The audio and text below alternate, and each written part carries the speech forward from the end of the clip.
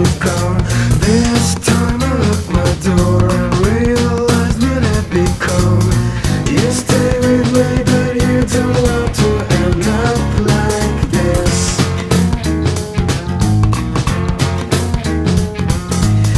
You still love me, but you will never end up like this. So thank you very much, Rob. In fact, I will only give really a brief introduction for your work then in the workshops. And I will not go into detail with the future of LEADER and to explain everything. So it's really just some basic information on the framework of this, let's say, common instrument, community-led local development, and how it fits now into the CSF and what should be in the partnership contracts and so on. So, as it was already said this morning, and you know the slide, Europe 2020 strategy, CSF partnership contracts, etc. If you look at community-led local development, which is now a common approach in all of the CSF funds, it's kind of a mini CSF or a mini partnership contract. So you can see implicitly in the Europe 2020 strategy that territorial development on sub-regional level is a cross-cutting issue for inclusive growth. I mean, it's not written in there, but especially when you think about what comes after, it perfectly fits in there. Then the CSF, which will now, the Commission staff working document was finalized and will soon be published, addresses very clearly community-led local development as a tool for territorial development in all the CSF funds. And it also says, the CSF, that partnership contracts will have to address community-led local development. Then in the Common Provisions Regulation, as you probably already read quite intensively, Articles 28 to 31,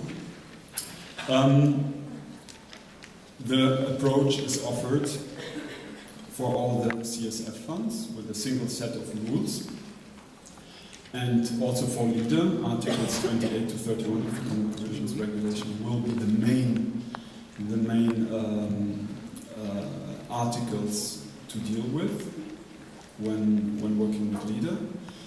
And these can then be complemented by fund-specific features, which is the case in the EFRD, as you know, Articles 42 to 45 of the proposal of the EFRD regulation, and also the Maritime and Fisheries Fund is doing it in their regulation, but not the cohesion policy, the RDF and ESF.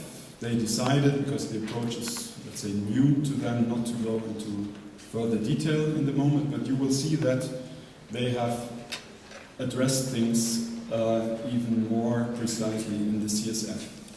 So in this common approach, set up in this way, allows the integrated use of all CSF funds on sub-regional level for implementing local development strategies.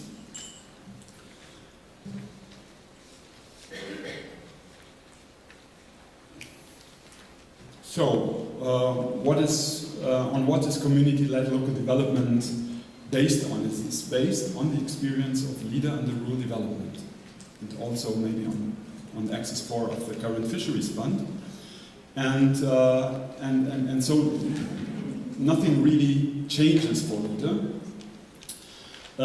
And this community-led local development can complement and enhance the delivery of public policies for all CSF funds. This is the way it is written in the current CSF document.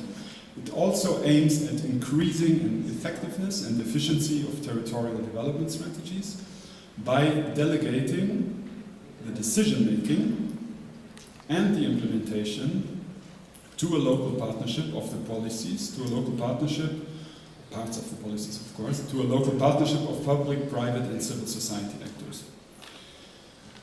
Community-led local development should be implemented in the context of a strategic approach, and in this context it is a kind of a mini CSF. to ensure that the bottom-up definition of local needs takes account of priorities set at high level. So for all those who are afraid that the bottom-up got lost somewhere in the CSF, even if it's not mentioned in the regulation, the word bottom-up.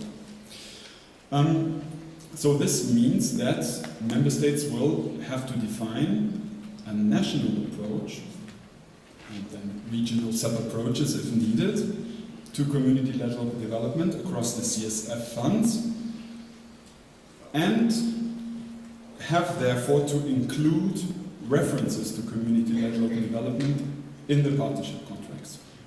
So in the CSF it is asked to detail the main challenges that member states intend to tackle with community-led local development, setting out the main objectives and priorities, and indicate the types of territories where this approach should be implemented. So types of territories, geographically speaking, west of the country, south, whatever, but also, of course, if it's for more deprived areas or for everyone or whatever. Which specific role will be attributed to the local action groups in its delivery? So it's very important for those who have followed a little bit the discussion under the focus groups of the ENRD will know that this was one of the main points that we try to improve, and also due to the report of the Court of Auditors and its criticism is that it has to be very clear from the beginning, the earliest possible, which is the specific role of the local action group in the delivery of the policy. It can be something more heavy and meaningful, but it can also be something lighter, depending on the tradition and, let's say, on the feasibility and also on the will of the local actors.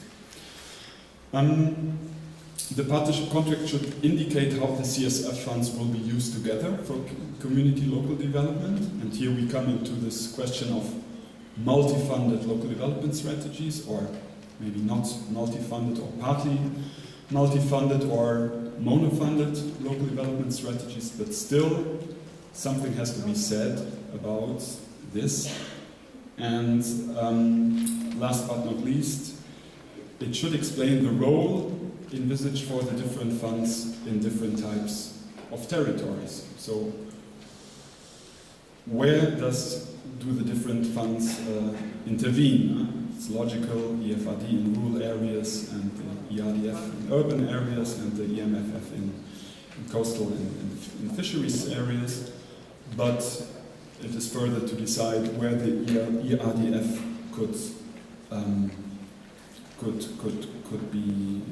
could be active elsewhere than urban areas, or and also the role of the ESF, of course, of the social fund. This is just a correspondence table between Common Provisions Regulation on the Partnership Contract and the Rural Development Programs, just to show you where the relevant articles are.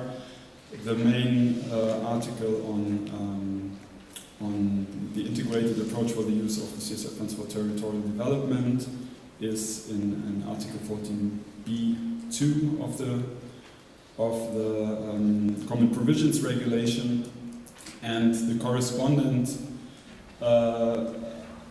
paragraph in the EFRD regulation is Article 9(1)(f), which then says that there should be a focus in the rural development programs they should focus on the coordination for implementation arrangements in rural areas. But also, of course, the other points are important to have them in mind in their correspondence. A very important article, and it's the only one I will cite here today, is Article 28, paragraph 2, because even if you all think that multi-funded local development strategies is something very complicated, in the end it might be more useful to work with a good mono-funded strategy, but which is integrated and multi-sectoral. Then we still have this provision, which says that the support from the CSF funds to local development shall be consistent and coordinated between the CSF funds. So no way of not coordinating the support. And explicitly it is said in this provision that this shall be ensured through, there's an R missing, coordinated capacity building, selection, approval, and funding of local development strategies and local development groups. This, of course, having in mind that community local development is not mandatory in the other funds, only in the FRD. But for the Maritime and Fisheries Fund, we already know that it will be there, because at the moment it is 30% of the current EFF. But of course, for the ERDF and ESF, it will be something new. Coming back to the key actions, because this morning we talked about the key actions and under the thematic objectives, and it's maybe interesting in this context to see in the CSF document, well, in its annex, where community-led local development is mentioned in the other funds, under which thematic objective and which key action. Let's start quickly with the ESF. There it is mentioned under thematic objective number 9, promoting social inclusion, combating poverty. And very clearly here it is addressed that there should be support for preparation, running cost animation of local strategies, and so on, and support of the activities. So, and the fields within the scope of the ESF mentioned are employment, education, social inclusion, and institutional capacity building, which also appear in other thematic objectives. But everything concerning community-led local development is put here. For the ERDF, it's the same thematic objective number 9, and there's also a similar description. And the fields are social inclusion and physical and economic regeneration. And there's probably a strong focus, of course, on urban deprived areas, also meant with this, that is behind, but it does not at all exclude that also rural areas are addressed. Then the Maritime and Fisheries Fund has specific objectives for community-led local development in its regulation, in the proposal, something which is, let's say, very, very special to them. They have then in this CSF a link to several thematic objectives: diversification, promoting employment in fisheries communities, and therefore it also indirectly addresses number 9, of course. But it's also mentioned elsewhere. Of course, here we have to see that this is a more, let's say, a sectoral approach, and that everything is linked, let's say, to the development of fisheries communities. Then coming to the EFRD, the key actions was already mentioned this morning for community-led local development. Under the thematic objective number 9, reflecting the rural development priority number 6. So we very clearly address here fostering local development in rural areas by promoting the community-led local development, in brackets, leader local development. And then I wrote in italics what comes next, which is not directly linked to leader, but which is mentioned as a key action of the EFRD under the thematic objective number 9. Just that you see that there is the link. Support may also be used to promote social inclusion, particularly through leader. As Mrs. Lorenz-Hoffmann said this morning, we have sometimes the impression that the priority number 6 is a bit interpreted in a too strict way. and we think that quality of life, because people ask where's quality of life, it falls under this priority 6. And with LEADER, as we have previously said in other meetings, you can basically do everything, and under this priority 6, but also, of course, independently from the CSF focus, because this is a key action, of course, it's important under the CSF. All other rural development priorities can be addressed with LEADER, so this is very, very important to say also. Then, I missed one, the last slide. Just as a last slide, maybe just to take into account in the discussion that the thematic objective number 9 and the CSF makes a specific reference to social innovation for all the funds, not especially as a key action for a specific fund. So this is very, very important. Then we have something that for today it's maybe a bit too complicated, and we would need colleagues from DG Regio to explain it. There are in the cohesion policy the integrated territorial investments, and under these strategies for integrated territorial investments that are then implemented by local authorities, also certain components can be implemented through community-led local development, combining the two approaches if this is wished. This just has to be taken into account when talking about the ERDF and the ESF, because their community-led local development and the ITIs are the tools for integrated territorial development.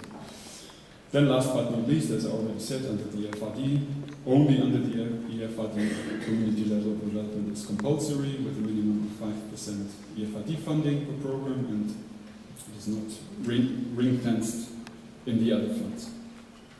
Thank you very much.